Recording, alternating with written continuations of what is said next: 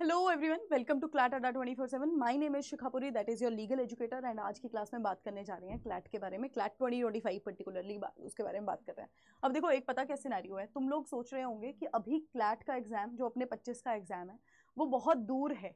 ठीक है, academic year तो हमें पता है, ऑब्वियसली ये लास्ट में तुम्हें मैं लेटेस्ट अपडेट्स के बारे में सब कुछ बताने वाली हूँ। लेकिन तुम लोगों का बस इतना सा सोच अभी तक चल रहा है कि बहुत लेट है अभी एग्जाम, तैयारी रहने देते हैं अभी स्टार्ट करने में। लेकिन मैं तुम्हें सच में एक चीज बताऊं बच्चा लोग, बहुत बच्चे ऐसा सोचते हैं एंड एंड में उनका क्रैक नहीं होता और उसके बाद उन्हें ड्रॉप करना पड़ जाता है। पर्टिकुलरली क्लैट के लिए मैं बात कर रही हूँ। और क्लैट एक ऐसा एग्जाम है जो कहीं ना कहीं अगर तुम अच्छे से उसकी स्ट्रैटेजी वाइज प्रिपरेशन करोगे, स्मार्ट स्टडी करोगे, तो क्रैक विदाउट ड्रॉप किए आराम से हो जाता है। ठीक है, लेकिन भैया कि बच्चे लोग समझते नहीं है पहले, और उसके बाद एंड में 1-2 महीने के टाइम तैयारी करना स्टार्ट कर देते हैं। फिर कैसे बचा, इतना टफ एग्जाम कैसे क्रैक होगा? तो इसीलिए आज के सेशन में हम सारी बात करने वाले हैं, इसके सारी अपडेट जो आई हुई हैं उसके बारे में बात करेंगे। मैं तुम्हें प्रॉपर स्ट्रैटेजी बताऊंगी कि किस तरह से अब हमें आगे बढ़ना है। तो सबसे पहले तो इसकी थोड़ी इंपॉर्टेंट चीजें पढ़ लेते हैं। एक चीज तो देख लो कि ये ऑफलाइन एग्जाम है, ये ऑनलाइन नहीं है, ऑफलाइन एग्जाम है। तो अब ऑफलाइन मतलब OMR शीट भरनी पड़ेगी, तो मतलब अपनी स्पीड को वैसे ही बहुत ज्यादा बनाना पड़ेगा। और क्लैट में पर्टिकुलरली बच्चे क्वेश्चंस आते हैं पैसेज बेस्ड, तो पैसेज बेस्ड क्वेश्चन आते हैं, मतलब उनको भी पढ़ने में टाइम लगेगा। तो पहली चीज तो तुम यही समझ लो कि अगर क्लैट का एग्जाम क्रैक करना है, तुम्हारी रीडिंग स्किल बहुत अच्छी होनी चाहिए और एक सोचने समझने की शक्ति बहुत ज्यादा अच्छी होनी चाहिए। मतलब अगर आप कोई भी पैसेज पढ़ रहे हो ना, तो उसको किस तरह से आपने अपने माइंड में इंटरप्रेट करना है, वो बहुत जल्दी आपकी कैपेसिटी इतनी जल्दी होनी चाहिए। तो ये किससे आएगी बेटा? प्रैक्टिस से आएगी, जो अभी से ही स्टार्ट करनी पड़ेगी। ये एंड में ये चीजें नहीं बन पाती हैं। अगर हमें लगे कि हम एंड में एग्जाम क्रैक कर देंगे, बेटा ऐसा नहीं होता। Now let me tell you कि क्या क्या इसका, कौन सी बॉडी है जो कंडक्ट करवाती है, क्या क्या इसका पर्पस होता है। और कई बार कुछ बच्चे ऐसा सोचते हैं कि जो क्लैट है वो सिर्फ हम लॉ एंट्रेंस के लिए, मतलब अगर हमें NLU में सिर्फ BLLB करने जाना है तभी हम कर सकते हैं। नहीं, ऐसा नहीं है। LLM के लिए भी, that is masters of law के लिए भी क्या होती है, हमारा क्लैट का एग्जाम होता है। तो एग्जाम नेम क्लैट है, कंडक्टिंग बॉडी आपका NLUs की ही जो बॉडी है वही कंडक्ट करवाती है। पर्पज यही है, 5 ईयर लॉ को ये कंडक्ट करवाती है और LLM के लिए कंडक्ट करवाती है। प्लस एक बहुत ही अच्छी चीज क्या है कि जब आप LLM की तैयारी करते हैं क्लैट की, और आप क्लैट का पेपर देते हैं, तो जो क्लैट के मार्क्स होते हैं ना फॉर LLM, वो आपके, अगर आप आर्मी में अपना करियर बनाना चाहते हो एज अ जैग, आप वहां पे ऑफिसर बनना चाहते हो, तो आपके ये वाले मार्क्स ना वहां पे काउंट किए जाते हैं। तो बहुत ज्यादा इंपॉर्टेंट ये चीज आ जाती है। नेक्स्ट आ जाओ, पार्टिसिपेटिंग कॉलेज अपने NLUs यहाँ पर होते हैं और कुछ एफिलेटेड कॉलेजेस भी इसमें आ जाते हैं। सीट ऑफर होती है 5 ईयर के लिए 3400 प्लस, 5000 तक भी बन जाती है, ऐसा भी नहीं है। और आपकी LLM जो है, LLM के लिए 1200 प्लस हमारी सीट्स होती हैं। अब बात करते हैं मेन चीज, मेन मुद्दा जो है वो इसी स्लाइड में है। इसी स्लाइड में सारा का सारा जो फंडा अपना क्लियर कर लेंगे। अब यहां पर मैं तुम्हें सिलेबस के बारे में बात करती हूँ। देखो बेटा, सिलेबस तुम्हारा क्या है? तुमको आती है इंग्लिश लैंग्वेज और कॉम्प्रीहेंशन, आपका लीगल इंग्लिश आपका इसमें आता है, ठीक है, लीगल रीजनिंग आता है आपका, एलिमेंट्री मैथ्स आता है, क्वांट्स भी जिसको बोलते हैं, लॉजिकल रीजनिंग आता है, करंट अफेयर एंड जीके आता है।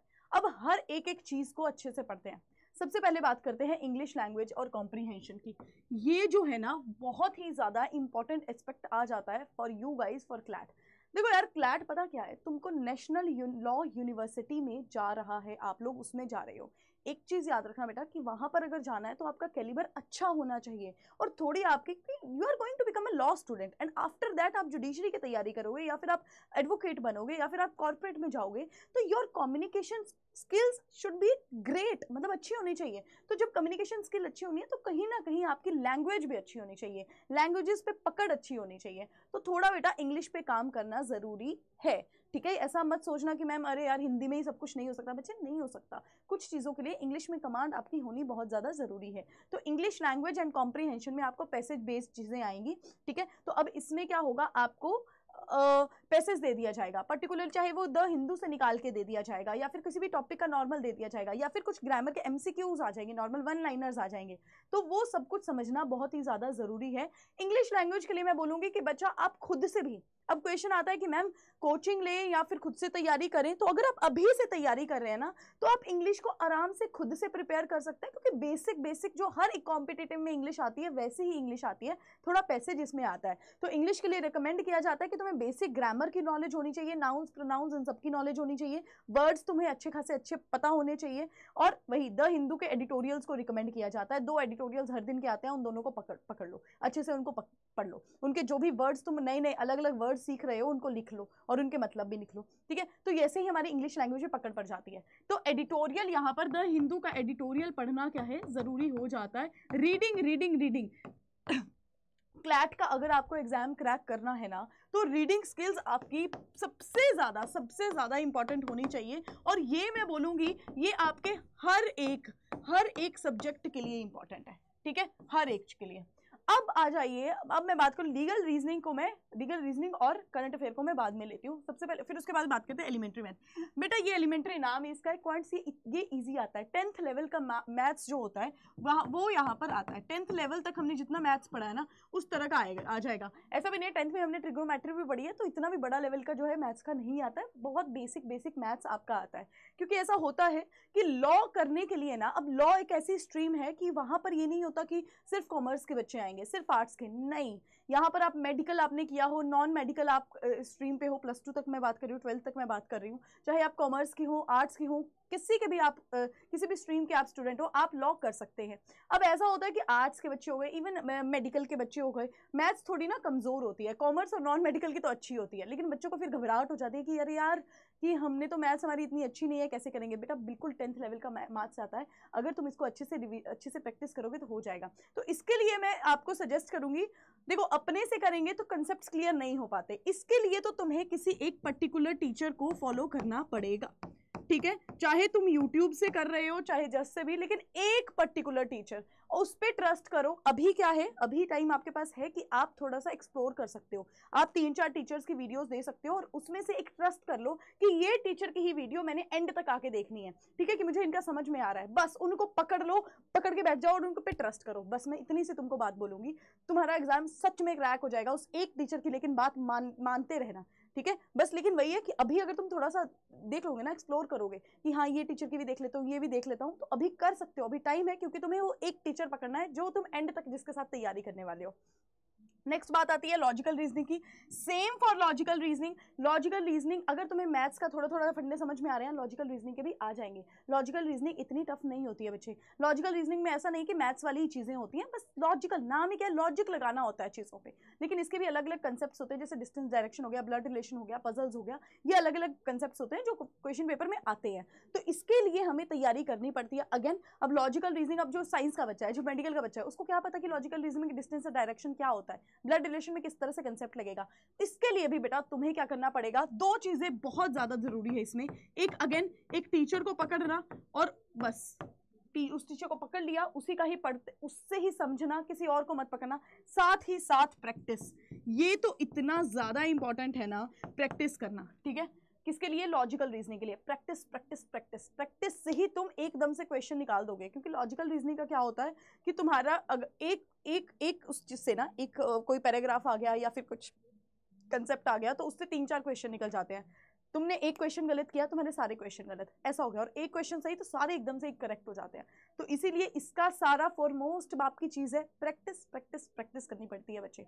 चलो ये तो हो गया, अब बात करते हैं लीगल रीजनिंग के बारे में। लीगल रीजनिंग और एप्टीट्यूड बेटा बहुत ही ज्यादा इंपॉर्टेंट गेम है हमारे क्लैट के लिए, क्योंकि ये सबके लिए ही नया है। देखो यार, इंग्लिश की मैं बात करूं तो इंग्लिश तुमने कहीं ऑब्वियसली तुमने पढ़ी, +2 तक बच्चों ने पढ़ी होती है इंग्लिश। उसके बाद मैं बात करूं अगर ये लॉजिकल रीजनिंग की, तो मैथ्स और लॉजिकल रीजनिंग तुमने कहीं ना कहीं ये सब कुछ किया ही हुआ है। अगर करंट अफेयर जीके की बात करूं तो ये भी तुम लोग कहीं न्यूज सुन लेते हो, सब कुछ कर लेते हो, लेकिन लीगल रीजनिंग की मैं बात करूं तो ये हर एक बच्चे के लिए नया होता है, सबके लिए ये नया होता है। तो यहाँ पर थोड़ा आपको ज्यादा फोकस करना पड़ेगा लीगल रीजनिंग के लिए। अब लीगल रीजनिंग के लिए मैं सच में तुम्हें रिकमेंड करूंगी, यहाँ पर भी क्या है, हमें सबसे पहले तो टीचर, अगेन ये तो मैं सबके लिए ही बोलूंगी यार, ये तो तुम इंग्लिश के लिए भी पकड़ लो, पर इंग्लिश के लिए हाँ तुम खुद से भी कर सकते हो, क्योंकि हमने बचपन से ग्रामर के रूल्स पढ़ रहे हैं यार, उसी को ही हमने रिवाइज वगैरह करना है। तो लीगल रीजनिंग के लिए तो आपको टीचर की बहुत ज़्यादा ज़रूरत है। यहाँ पर भी आपको, जब आप टीचर करोगे तो आपको रीडिंग स्किल यहाँ पर आपकी अच्छी होनी चाहिए। क्यों? क्योंकि आपको लॉ की इंटरप्रिटेशन कंसेप्ट अच्छे से क्लियर होने चाहिए, आपको वो बहुत ज़्यादा ज़रूरी है। फोकस्ड आपकी स्टडी होनी चाहिए लीगल रीजनिंग के लिए। इसमें आपके पर्टिकुलर कुछ बुक्स भी हैं, वो भी आती हैं, वो भी आपके लिए बहुत ज़्यादा क्लैट प्रिपरेशन एरिया की ये सब कुछ आती हैं, तो वो आपके लिए ज़रूरी हो जाती है। इस तरह के मॉक्स, इसके लिए मॉक्स तो सबके लिए इंपॉर्टेंट है यार। तो लीगल रीजनिंग का हमें इस तरह से चलना है। अभी मैं ये सब तुम्हें इसलिए बता रही हूँ बच्चा कि अभी से ही ये सब स्टार्ट करोगे ना, कोई तुम्हें रोक नहीं सकता कि तुम एग्जाम क्रैक ना करो। और इतनी अच्छी यूनिवर्सिटीज में अगर तुम पार्ट ले रहे हो, वो नाम ही काफी है, नाम ही काफी है, मैं सच में बोल रही हूँ। नेक्स्ट बात करते हैं करंट अफेयर एंड जीके की। इसमें भी बहुत ज्यादा बच्चों को क्या रहता है, थोड़ा सा घपला सा रहता है, क्योंकि करंट अफेयर ऐसा है ना यार कि करंट अफेयर कोई ऐसा नहीं है कि तुमने बस पढ़ लिया, तुम्हारा कंसेप्ट क्लियर हो गया। जीके तब भी तुम याद रख सकते हो चीजें, जिसको याद रखा जा सकता है, लेकिन करंट अफेयर बहुत ज्यादा वाइड स्कोप है। अब यहाँ का करंट अफेयर की मैं बात करूं कि क्लैट का करंट अफेयर किस तरह का आता है, एक रियलिटी चेक बचा कि ये कोई यूपीएससी का एग्जाम नहीं है कि तुम्हें उस लेवल का यहाँ पर पढ़ना पड़ेगा, तुम्हें पूरी की पूरी द हिंदू पकड़नी पड़ेगी, नहीं।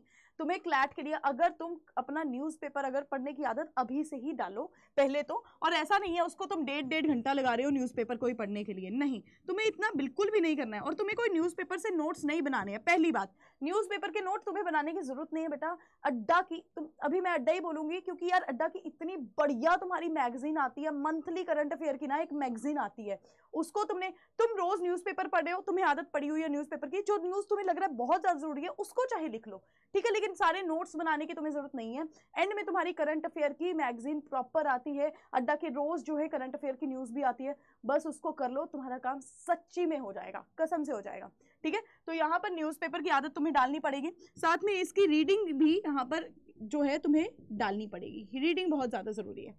अब तुम्हें एक ट्रिक बताती हूँ जो तुम्हारे लिए बहुत ज्यादा काम करेगी एंड तक।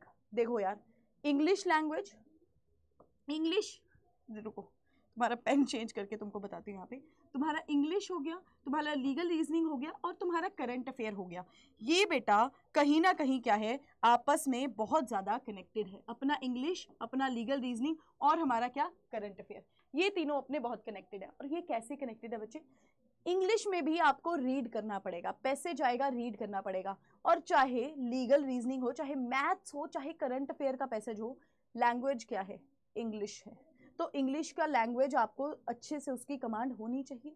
लीगल रीजनिंग और करंट अफेयर में क्या मैच चीजें करती हैं बच्चे, कि लीगल रीजनिंग में अगर तुम्हें कोई पर्टिकुलर चीज पूछ लिया, कोई नए लॉ के बारे में पूछ लिया, तो वो तो तुमने करंट अफेयर में पढ़ना ही पढ़ना है। तो करंट अफेयर और लीगल रीजनिंग जो है साथ साथ में चलते हैं। अब लीगल रीजनिंग में ऐसा है कि तुम्हारे कुछ अलग टॉपिक्स भी हैं, जैसे फैमिली लॉ हो गया। अगर मैं बात करूं कुछ अलग टॉपिक्स के बारे में, ठीक है, अगर मैं तुम्हें टॉपिक्स के बारे में बताती हूँ, ठीक है, तो देखो लीगल रीजनिंग में अपने टॉपिक आते हैं, फैमिली लॉ आता है, बट इतना ज्यादा भी नहीं, फैमिली लॉ की कमांड थोड़ी कम होती है। बाकी तुम्हारे जो ज्यादा इंपॉर्टेंट है बच्चे, वो कौन सा है, कॉन्स्टिट्यूशन जो है आपके लिए इंपॉर्टेंट हो जाता है, आपके लिए कॉन्ट्रैक्ट जो है वो इंपॉर्टेंट हो जाता है, आपके लिए लॉ ऑफ टॉर्ट जो है वो इंपॉर्टेंट हो जाता है, और आपके लिए क्राइम जो है, क्रिमिनल लॉ जो है वो इंपॉर्टेंट हो जाता है, और न्यू लॉज, जो भी न्यू लॉज आए होते हैं, न्यू आपकी चीजें आई होती हैं, वो आपके लिए इंपॉर्टेंट हो जाती हैं। तो ये आपका क्या है, लीगल का सिलेबस है। तो ये सब, अब ये जो मैंने न्यू लॉज बोला ना, ये पूरा का पूरा किसके साथ कनेक्टेड है, करंट अफेयर के साथ कनेक्टेड है। क्योंकि करंट अफेयर में अब बीएनएस वगैरह जो आया है वो तुम पढ़ोगे ही ना, तो वो किस में आ जाएगा, लीगल में भी उसका कोई पैसेज आ जाएगा। तो इसी तरह से अगर फैमिली लॉ का या फिर कुछ अदर मिसलेनियस लीगल सब्जेक्ट का कुछ भी आएगा, तो वो न्यूज में चल रहा होगा। तो करंट अफेयर और लीगल बहुत ज्यादा ओवरलैप करते हैं आपस में, इसको देख लेना। लेकिन बात करूं आपके consti, contract, law of torts, criminal की, तो बच्चे ये जो चीजें हैं वो तुम्हारे लिए बिल्कुल नहीं होंगी। ये ऑब्वियसली यार नहीं पता होता ना, तुमने लॉ कभी भी नहीं पढ़ा है, कभी भी नहीं। हाँ, कॉन्स्टी को कहीं ना कहीं पॉलिटी में हमने एसएसटी स्मार्ट जो आप कहते हो, या फिर आप सोशल स्टडीज, उसमें पढ़ा होता है, लेकिन कॉन्ट्रैक्ट हमने नहीं पढ़ा होता, टॉर्ट्स के हमने कंसेप्ट नहीं पढ़े होते, क्रिमिनल लॉ हमने नहीं पढ़ा होता, ठीक है। तो इसके लिए अगेन मैंने तुम्हें बताया, टीचर बहुत ज्यादा जरूरी है इसके लिए पकड़ना, आपको रीडिंग करनी पड़ेगी और कुछ बुक्स को भी देखना पड़ेगा। तुम्हारे यहाँ पर कंसेप्ट, तुम्हारे फंडे क्लियर होने चाहिए। क्यों? क्योंकि यार वो ना पता क्या करेंगे, क्वेश्चन पता किस तरह से आते हैं, एक पूरा तुम्हें लॉ बता दिया जाता है। मान लो कि ये बीएनएस है, अभी उसमें बीएनएस बिजनेस का कोई जो नया लॉ आया है उसको प्रॉपर बता दिया, एक ऊपर एक पैरा आएगा और वो लॉ बता दिया जाएगा। उसके बाद में ये ना तुम्हें सिचुएशंस देने स्टार्ट कर देंगे कि राम के साथ ऐसा हुआ तो अब बताओ उसके साथ क्या होना चाहिए, उस लॉ से रिलेटेड तुमको क्या करना है। तुमको सेक्शन नंबर याद रखने की बिल्कुल जरूरत नहीं है, तुमको बस वो जो इन्होंने लॉ बता दिया है ना ऊपर, उसको मद्देनजर रखते हुए अपना क्वेश्चन करना है। अब उसमें क्या गेम है बच्चे कि जो तुम्हें लॉ बता दिया है, अगर तुम्हें पहले से ही वो लॉ पता होगा तो तुम्हारा टाइम नहीं वेस्ट होगा इतना ज्यादा कि तुम्हें लॉ ही नहीं समझ में आ रहा है। क्योंकि बच्चे लॉ को समझना कोई ऐसा नहीं है कि तुम ऐसे कोई बस गए और लॉ को तुमने समझ लिया, नहीं।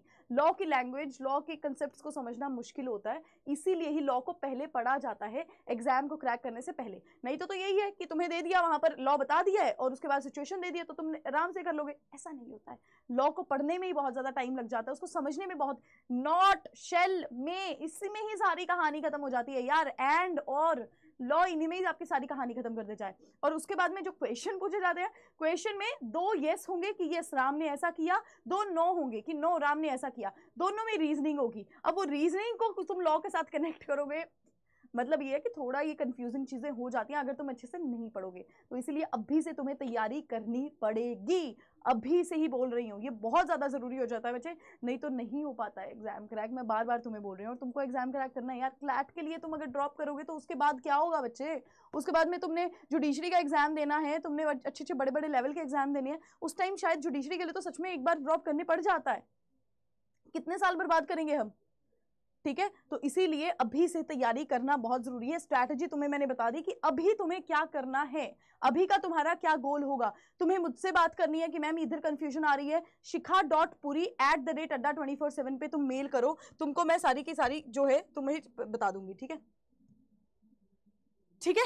तो यहां पर अब वेटेज की बात, अब तुम्हारी वेटेज की कौन सा जो सब्जेक्ट है वो कितनी वेटेज लेकर चलता है। देखो इंग्लिश लैंग्वेज की अगर मैं बात करूं तो यहां पर कितने क्वेश्चन तुम्हारे आते हैं, देखो यार इंग्लिश लैंग्वेज की अगर बात की जाए तो यहाँ पर 22 to 26 क्वेश्चन आ जाते हैं, 20% वेटिंग है, वेटेज है तुम्हारी। करंट अफेयर की 25% वेटेज है, लीगल रीजनिंग की आपकी 25% वेटेज है, लॉजिकल रीजनिंग की 20% और क्वांटिटेटिव टेक्निक जैसे क्वांट्स की 10%। तो यहाँ पे हम ये देख पा रहे हैं कि जितने भी सब्जेक्ट्स है मैथ्स को छोड़ के सबकी ही एक तरह से बराबर बराबर की क्या है वेटेज है, ठीक है। तो मैंने तुम्हें बोला ना कि भैया हर एक चीज को, और जिनकी वेटेज ज्यादा है ओवरलैप कर रहे हैं वो, तो अगर तुमने एक अच्छे से पढ़ लिया तो दूसरा भी तुम्हें अच्छे से आराम से याद हो जाएगा। याद क्या, समझ लोगे, याद तो करना ही नहीं है। लॉ को बहुत बहुत, अगर लॉ को कोई बोलता है ना कि याद करना पड़ेगा, उसको बोला कि नहीं भैया याद कुछ नहीं करना पड़ेगा, हम प्रॉपर अच्छे से तरीके से पढ़ेंगे, ठीक है बेटा। तो इस तरह से तुम्हें क्या करनी है, प्रॉपर तैयारी करनी है। अब बात करते हैं मेन चीज की, जो लेटेस्ट अपडेट है, क्या एक्सपेक्टेड लेटेस्ट अपडेट है।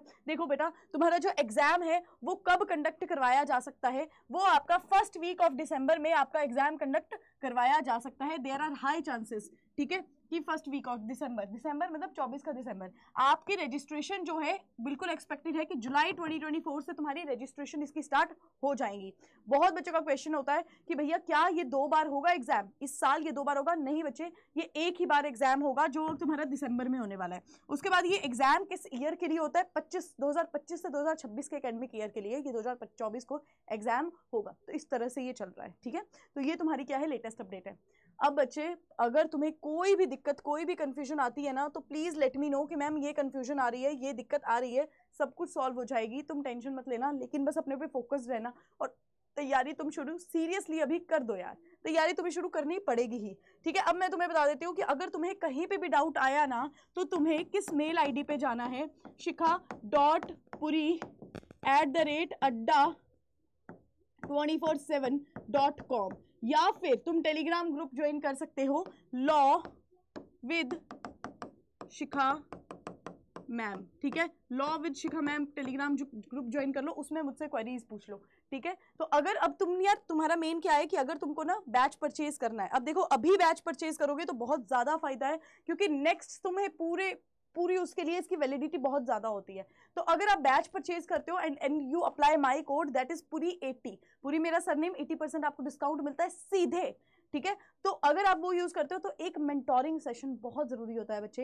एक नहीं, मतलब एक मेंटोरिंग, तुम्हारी जर्नी अभी बहुत लंबी है, तो उस जर्नी में तुम्हें पुश चाहिए होगा कि हमें तैयारी करनी है प्रॉपर। उस जर्नी में तुम्हें तो बहुत डिफिकल्टीज आएंगी, ठीक है, तो वो सब किसको बताओगे? तो वो सब ऐसे इंसान को बताओगे जिसको उस एग्जाम के बारे में नॉलेज भी है और वो अच्छी गाइडेंस भी तुम्हें दे सकता है। तो उसके लिए I will be your mentor throughout your journey. 24 end दिसंबर तक काम करेंगे, मतलब तुम्हारी सिलेक्शन की जिम्मेदारी मेरी होगी, but you have to apply one code that is पूरी 80। अब देखो यहाँ पर तुम जाओगे, अड्डा 24/7 सर्च करेंगे और यहाँ पर ऑल कोर्सेज में जब जाओगे तो UG and PG entrance exam में जाना है, लॉ एंट्रेंस में जाना है, क्लैट पे तुम जाओगे। अब ये सारे के सारे एग्जाम बच्चा किसके लिए होते हैं? लॉ एंट्रेंस के लिए होते हैं। तो सारे ही तुम्हारे लॉ एंट्रेंस के एग्जाम है। तो अगर तुम कहीं ना कहीं जैसे सीयूटी की तैयारी कर रहे हो या फिर तुम एमएच सेट महाराष्ट्र के लिए तैयारी कर रहे हो, तो लॉ महापैक तुम्हारे लिए बहुत अच्छा है कि क्लैट भी हो जाएगा और सारे ही, क्योंकि लॉ महापैक में क्या है, जितने भी बैचेस हमारे आते रहते हैं ना डिफरेंट कोर्सेज के, वो सारे लॉ महापैक पे आ जाते हैं, ठीक है। तो अगर मान लीजिए क्लैट की यू आर प्रिपेयरिंग फॉर, तो क्लैट के लिए आपको क्या करना है, क्लैट हमारा 2025 फाउंडेशन बैच जो है तुम्हारे लिए बहुत ज्यादा इंपॉर्टेंट है।